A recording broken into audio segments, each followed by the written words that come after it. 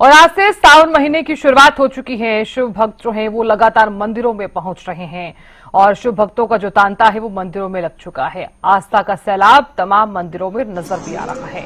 तो आज से सावन के पावन महीने की शुरुआत हुई है। आज चूंकि श्रावण मास की शुरुआत हुई है तो तमाम जो जातक हैं वो मंदिरों में पहुंच रहे हैं, पूजा अर्चना करते हुए नजर आ रहे हैं। जलाभिषेक और रुद्राभिषेक का भी विशेष होता है श्रावण मास के इस शुभ अवसर पर। 3 तस्वीरें भी आपको दिखा रहे हैं। महाकालेश्वर मंदिर, उज्जैन के महाकालेश्वर मंदिर की तस्वीर। इस तरह से देखिए भगवान शिव की पूजा की जा रही है, शिवलिंग का जलाभिषेक किया जा रहा है। गौरी शंकर मंदिर और मनकामेश्वर मंदिर की तस्वीर गुजर देखिए किस तरह से भगवान शिव की पूजा की जा रही है और साथ ही साथ देखिए आस्था जो है वो तमाम जातकों में आपको नजर भी आ रही है।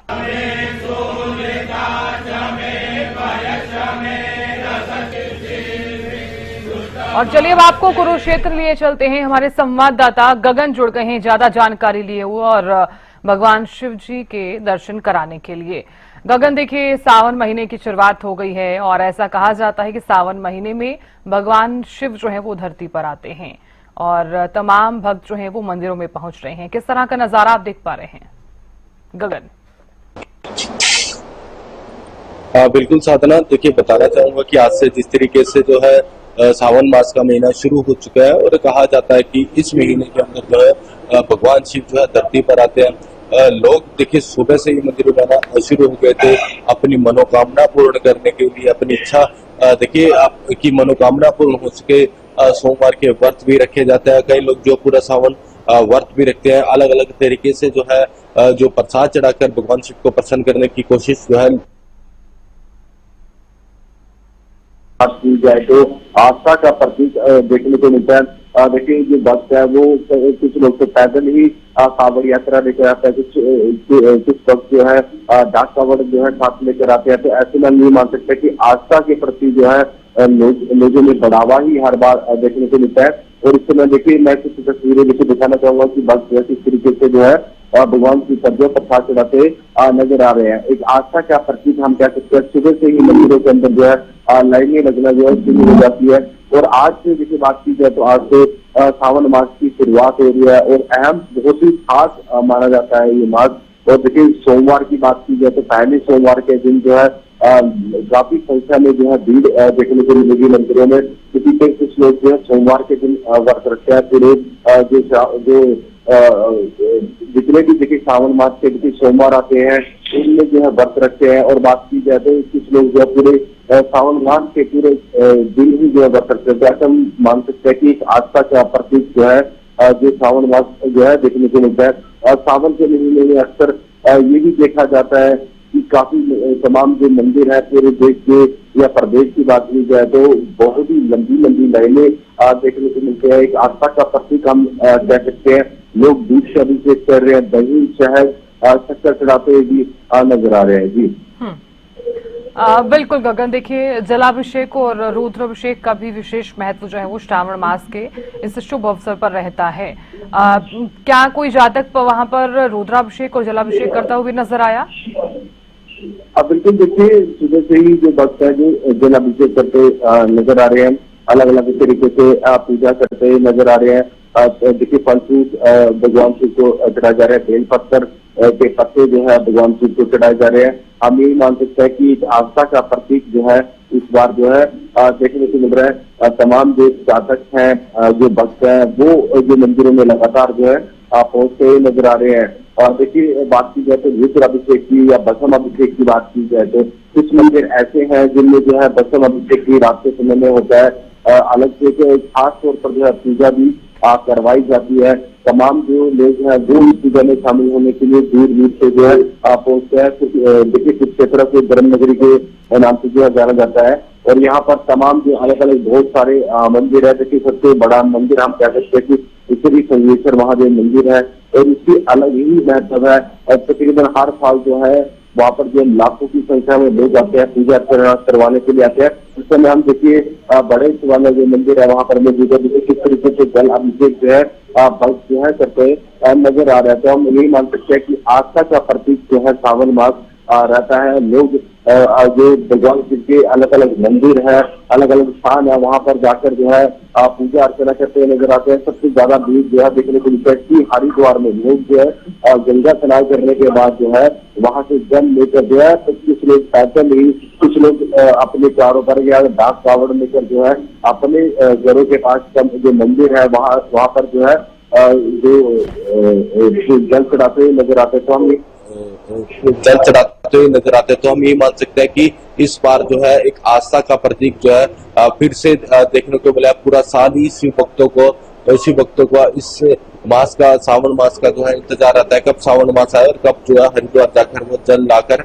अपने शिव भोले पर जो है चढ़ा सके। जी चलिए गगन, बहुत शुक्रिया तस्वीरें दिखाने के लिए और जानकारी देने के लिए।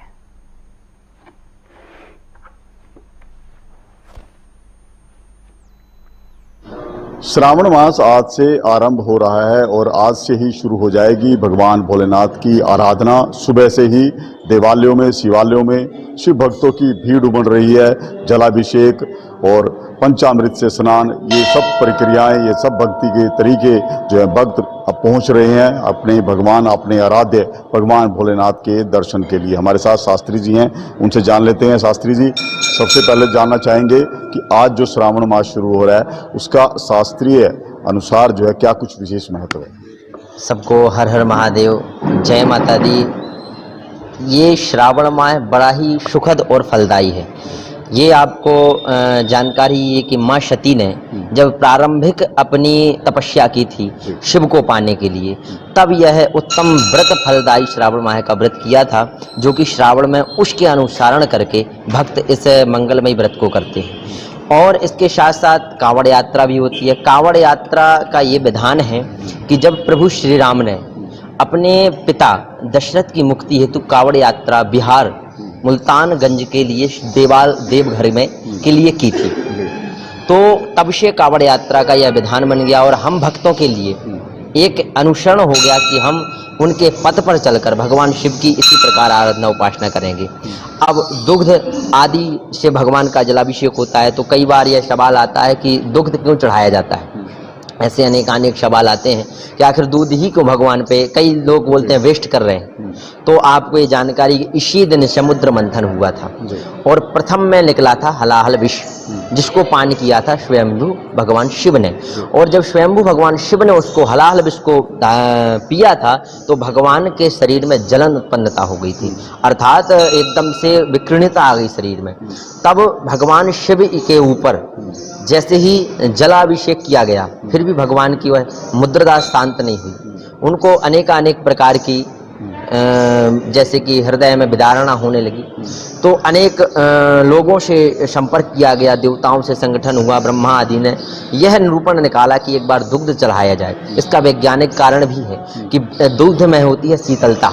तो जब भगवान शिव पर दुग्ध का अभिषेक किया गया, तो भगवान शिव शीत हो गए और शीतलता छा गई। तो ऐसा आया है, ब्रह्म पुराण में भी आया है कि भगवान शिव रूपम च दुग्ध स्नानम अति प्रिया, दुग्ध स्नान जलधारक की प्रिया, अर्थात दुग्ध स्नान से भगवान अति प्रसन्न होते हैं। गन्ने के रस से, ईख के रस से और कई प्रकार के फलों के रस से भी भगवान अति प्रसन्न होते हैं। निर्धनता के लिए धन उत्पन्न करने वाली ईख के रस से भी भगवान प्रसन्न होते हैं। तो आज से जैसे जो श्रावण मास शुरू हुआ है शास्त्री जी, ये कब तक रहेगा और इसमें कितने सोमवार आ रहे हैं? क्या कुछ विधान जो है खासकर शिव पूजा का इसमें रहने वाला है? इसमें प्रथम 3 से 4 सोमवार पड़ रहे हैं। अगर जैसे दशांश निकाला जाता है तो 4 पड़ रहे हैं, वरना 3 हैं। और ये व्याघ्र योग में यह आया है। और इस योग में श्रावण आना मतलब अति फलदायी।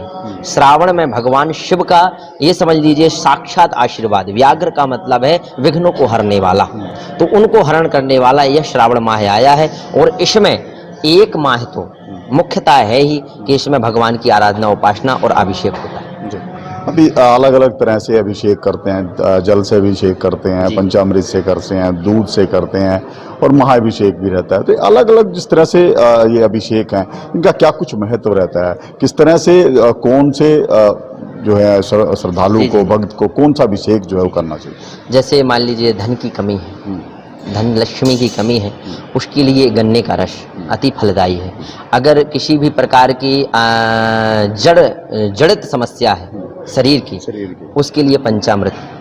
अगर किसी प्रकार की हानि हो रही है, किसी भी प्रकार का हानि योग ज्यादा बन रहा है, किसी काम में आप हाथ डाल रहे हैं बिगड़ रहा है, उसके लिए अति फलदायी है आप शहद का अभिषेक करें, अति फलदायी है। अगर मन अशांत रहता है, घर में अनेकानेक समस्याएं उत्पन्न होती हैं, तो फलों का अभिषेक करें, मिश्रित फल, विशेष फल आम, क्योंकि महीना भी आम का, तो विशेष फल आम का विशेष महत्व, उसका रस भगवान को अर्पित करें। किसी बहन की, भाई की विवाह नहीं हो रहा है, तो विवाह के लिए कहा गया हल्का सा छटाक, जो कहते हैं सिंदूर, वैसे सिंदूर अर्पित नहीं होता भगवान को, लेकिन रोली बोलते हैं उसको, छटाक डाल लें।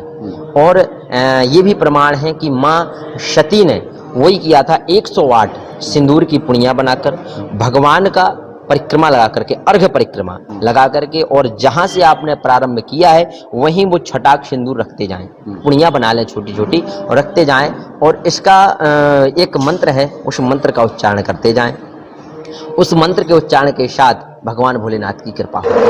और एक और है, जैसे कई लोग बोलते हैं जी हमारे घर में पितृदोष है, पितृदोष ज़्यादा होता है, तो पितृदोष उत्पन्नता को भी भगवान शिव दूर करते हैं, क्योंकि शिव भूतनाथम च, शिव भूतों के नाथ हैं और पितरों के नाथ हैं। उसके लिए हमें सफ़ेद चावल लेकर और भगवान को 108 नामों के साथ उनके ऊपर अर्पित करना चाहिए, इससे आपको पितृदोष में भी लाभ मिलेगा। शास्त्री जी को रहा है कि आज के दिन जो बेलपत्र जो चढ़ाए जाते हैं श्रावण मास में, उनका विशेष महत्व है। बेलपत्र के अलावा और क्या क्या भक्त जो हैं वो भगवान शिव को अर्पित कर सकते हैं अपनी पूजा में? बेलपत्र का भी नियम है। पहले तो बेलपत्र में जो पीछे डंठल होता है, हो 3 पत्ते, विशेष कई बार कई लोगों को विशेष भगवान की कृपा होती है, 4 पत्तों के अभी दल मिल जाता है, 5 का भी मिल जाता है, और 5 का मिलना मतलब भाग्य। तो उसके जो पीछे का डंठल होता है उसको तोड़ लेना चाहिए, पूरा सेंगा एकदम से तोड़ते हैं ना, उसका डंठल तोड़ देना चाहिए, क्योंकि वो चढ़ाते हैं तो शिव जी पे कहा गया भार, भगवान शिव पे हम भार अर्पित कर रहे हैं। विशेष ध्यान ये दें कि कुछ भी सब लेकर के ना भगवान को अर्पित कर रहे हैं, जो विधान है उसी के अनुसार भगवान को चढ़ाएं। जैसे कई लोग क्या करते हैं, जिसका पत्ता मिला वही भगवान को अर्पित कर दिया। विशेष आपको चढ़ाना है आक का पत्ता, भांग, धतूरा। भगवान को भांग खाते नहीं है ना पीते हैं, वो केवल भगवान को अर्पित होती है। तो भगवान को अर्पित करना है सूक्ष्म रूप, क्योंकि मस्तिष्क ठंडा, जैसे दूध का है वैसे इसका विधान है, मस्तिष्क ठंडा रहता है। आक, धतूरा, गुड़हल, इसका भी विशेष महत्व है। एवं लाल फूल को वर्जित माना गया है, मगर लाल फूल वर्जित नहीं है, भगवान शिव को चढ़ता है। नित्य कर्म पूजा प्रकाश में इसका स्पष्ट प्रमाण है कि भगवान को लाल फूल अर्पित होता है। इसके साथ साथ भगवान को आप अगर चढ़ाना चाहते हैं तो आक के पत्तों की माला, मंजरी का तुलसी की मंजरी होती है उसकी माला, हाँ उसकी माला भी विशेष फलदायी है। और आज के दिन प्रारंभिक है, तो प्रारंभ में हमें विशेष ये ध्यान रखना चाहिए कि भगवान को जल इतना चढ़ाएं कि अधिक ना हो, क्योंकि कावड़ यात्रा है, तो कावड़ियों का भी जल भगवान को ग्रहण करना। एक वैज्ञानिक कारण आया है कि अधिक जल अर्पणम नास्तु, इतना करें जितना श्रृंगी में आपका हो।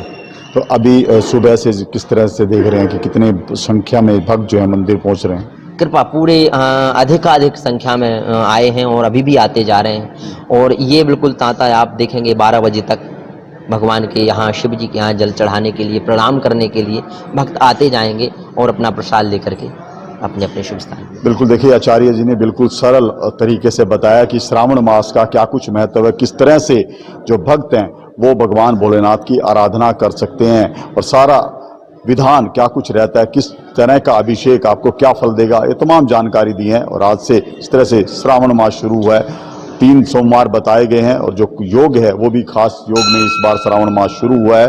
तो आज भक्त जो हैं, जो शिव भोलेनाथ को प्रसन्न करना चाहते हैं, वो आएं और शिव का जलाभिषेक करें। हरियाणा न्यूज के लिए करनाल से महेंद्र सिंह।